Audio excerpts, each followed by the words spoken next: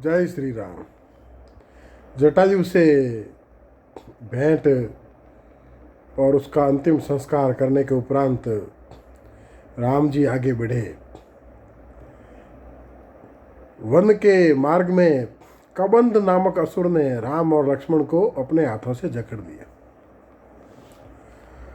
उस असुर का जब उद्धार किया और उसका दाह संस्कार किया तो वह दिव्य रूप में प्रकट हुआ और उसने राम जी से पंपासर तीर्थ की ओर गमन का निवेदन किया।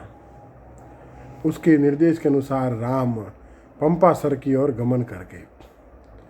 पंपासर के उस पार महर्षि मतंग का आश्रम था। वहाँ उनकी एक शिष्या जिसका नाम है सबरी, वह राम की प्रतीक्षा कर रही है। अब देखिए, यह सबरी कोई साधारण स्त्री नहीं है, सिद्ध है, सिद्ध गुरु की शिष्या है।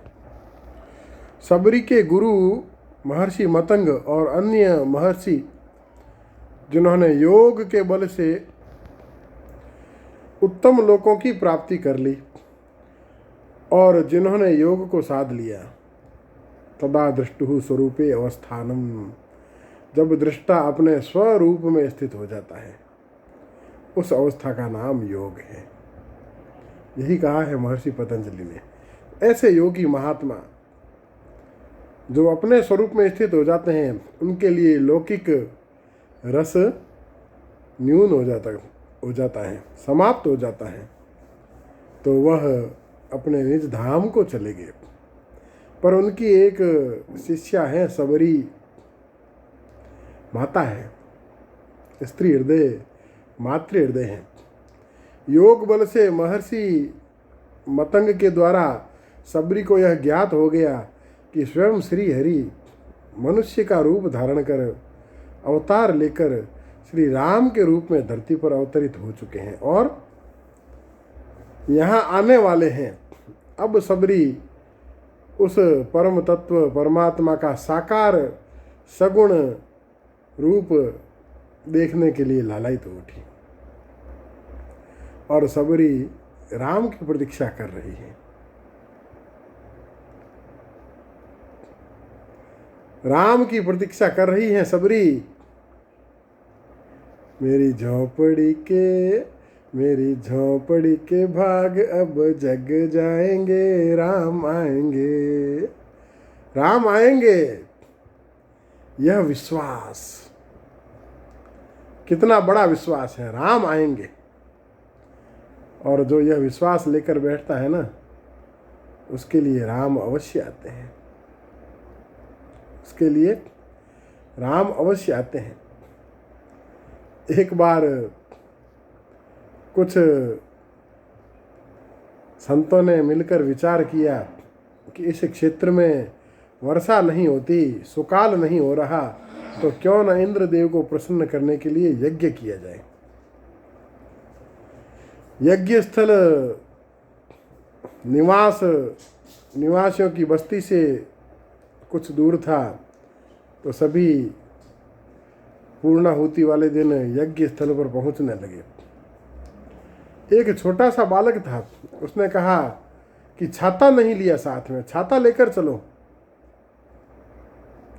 सब हंसने लगे कि इस तपती जेठ आषाढ़ की दोपहरी में वर्षा कैसे आएगी। उसने कहा, आप वर्षा के लिए तो यज्ञ कर रहे हो, तो क्या आपके यज्ञ से प्रसन्न होकर भगवान वर्षा नहीं करेंगे।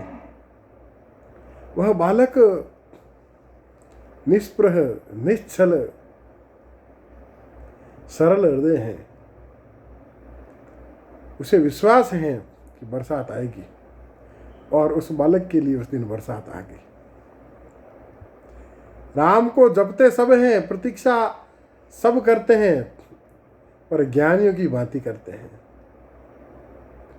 भक्तों की भांति जैसे सबरी कर रही हैं, वैसी प्रतीक्षा करने वाले कितने हैं। यदि वैसी प्रतीक्षा वाले मिल जाएं तो मेरे राम आज भी दौड़े दौड़े चले आए। बोल राजा रामचंद्र देव की जय। और उस मतंग ऋषि के आश्रम पे राम पहुँचे।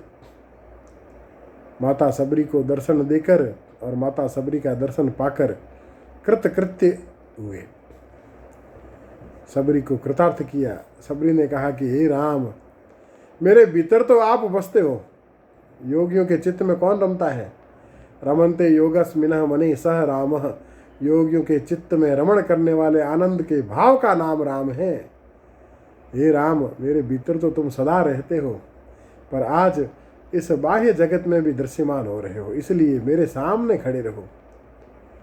अब मैं योगाग्नि में इस शरीर का त्याग कर दूंगी। बस आपके ही आगमन की प्रतीक्षा थी। और हे राम, मेरे योगाग्नि में शरीर त्यागने के पश्चात ऋष्यमुख पर्वत की तरफ चले जाना, वहाँ राजा सुग्रीव तुम्हारी सहायता करेंगे और तुम्हारा मनोरथ सफल होगा। ऐसा कह के सबरी ने राम के मस्तक पर अपना ध्यान जमा दिया। राम को देखते देखते सबरी ने अपनी आंखें बंद कर ली और अपने प्राण ऊर्ध्व गति को प्रस्थित कर दिए, योगाग्नि में अपने शरीर को भस्म कर दिया और वह लोक प्राप्त किया जो बड़े बड़े सिद्ध योगियों को भी दुर्लभ है। बोल राजा रामचंद्र देव की जय। और इस प्रकार सबरी को कृतार्थ कर राम आगे बढ़े। बोल राजा रामचंद्र देव की जय।